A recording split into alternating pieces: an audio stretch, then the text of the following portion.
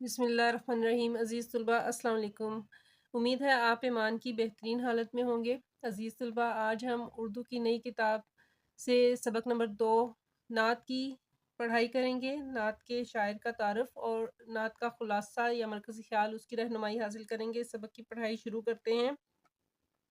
مولانا ظفر علی خاں شاعر ہیں اور 1874 میں یہ پیدا ہوئے۔ 1957 میں ان کی وفات ہوئی۔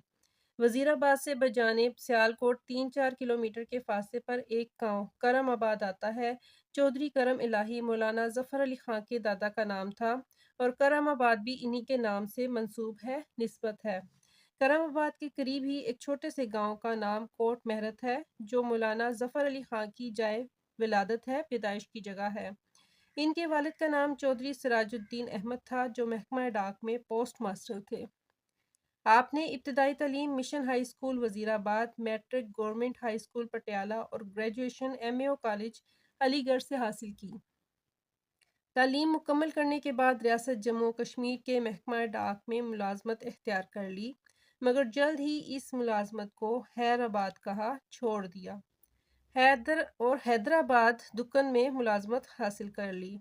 سراج الدین احمد ملازمت سے سبکدوش ہو کر کرم آباد میں مستقل طور پر آ گئے۔ سبکدوش ہو کے فارغ ہو کے تو انہوں نے ایک انوکھے کام کا آغاز کیا اور اردو زبان میں اخبار زمیندار نکالنا شروع کیا، جس سے وہ گرد و نواح ارد گرد کے جو دیہات تھے وہاں کے زمینداروں کی رہنمائی کے لیے اپنے ہاتھوں سے لکھتے تھے اور ان کے ڈیروں پر پہنچاتے تھے۔ مولانا ظفر علی خاں حیدرآباد دکن سے ترک ملازمت کر کے کرم آباد آ گئے اور بڑی تن دہی سے ان کا ہاتھ بٹانے لگے۔ تن دہی سے مراد ہے محنت مشقت برداشت کرنا کسی کام کے لیے، سخت محنت والا کام جو دل لگا کے کیا جائے۔ کچھ ہی عرصے بعد وہ زمیندار کو لے کر لاہور آ گئے اور اخبار چھاپ کر شائع کرنے لگے۔ بہت کم عرصے میں چاروں طرف زمیندار کا چرچا ہو گیا اور عوام نے مولانا ظفر علی خاں کو بابا صحافت کا لقب دیا۔ چرچا ہو گیا، شہرت ہو گئی۔ مولانا ظفر علی خاں بیک وقت ایک قادر الکلام شاعر، یعنی کہ ایسے شاعر تھے جن کو اپنے شعری مجموعے پہ بہت زیادہ دسترس حاصل تھی، قدرت حاصل تھی۔ شعلہ بیاں مقرر تھے، تقریریں ان کی پرجوش ہوتی تھیں۔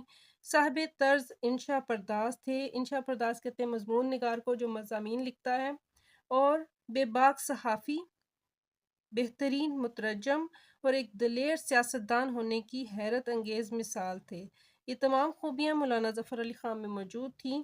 ہر چند اگرچہ مولانا کی اکثر و بیشتر زیادہ یا کم تر شاعری جون سی تھی وہ ہنگامی صورتحال کا تقاضا ہے، تاہم انہوں نے حمد و نعت میں وہ مقام پیدا کیا جس کی مثال نہیں ملتی۔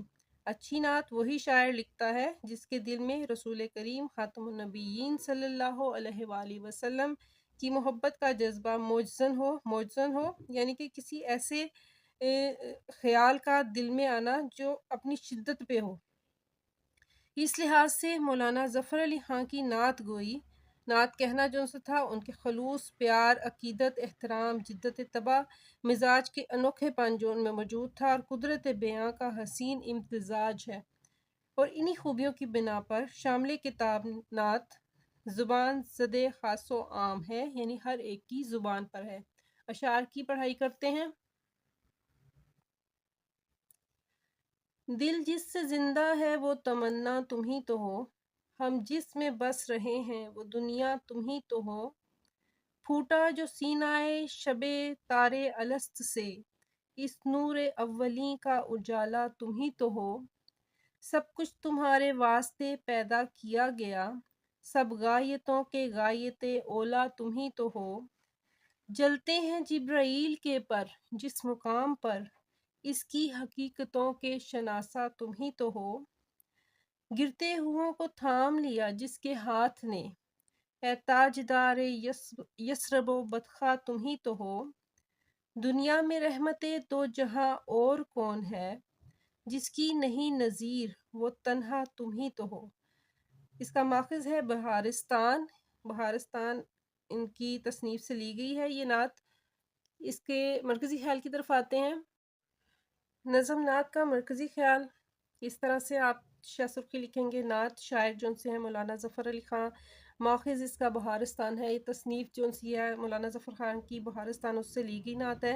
और इसका मरकज़ी ख़्याल क्या है? मरकज़ी ख़्याल या ख़ुलासा उसको बयान करते हैं। नज़्म नात का मरकज़ी ख़्याल ये है कि शायर मौलाना ज़फ़र अली ख़ान नबी करीम सल्लल्लाहु अलैहि वसल्लम से अपनी मोहब्बत और अक़ीदत का इज़हार इस तरह करते हैं कि वो कहते हैं कि ये दुनिया जिसमें हम रह रहे हैं वो अल्लाह ताला ने आपके लिए बनाई है और हमारे दिल की धड़कन आपकी मोहब्बत से लबरेज जारी और सारी है।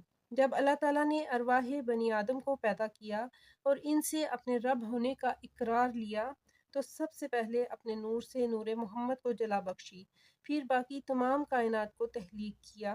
दुनिया बनाने का अवलीन मकसद महबूब खुदा आप सल्लल्लाहु अलैहि वसल्लम ही हैं।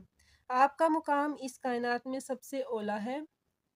मेराज की शब जिस मुकाम से आगे जिब्राईल अलैहिस्सलाम ना जा सके, इससे आगे की हकीकत भी जानने वाले आप ही हैं।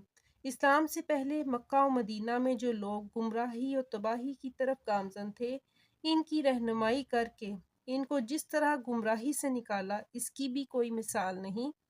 आप दुनिया और आखिरत दोनों जहानों के लिए सरापाए रहमत हैं।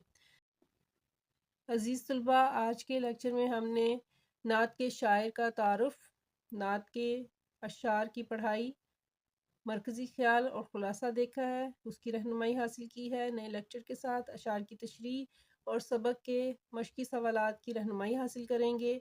मेरे चैनल पे नए हैं तो चैनल को लाइक करें, शेयर करें, सब्सक्राइब करें। अल्लाह ताला हम सबको अपने हिफ्ज़ व अमान में रखे।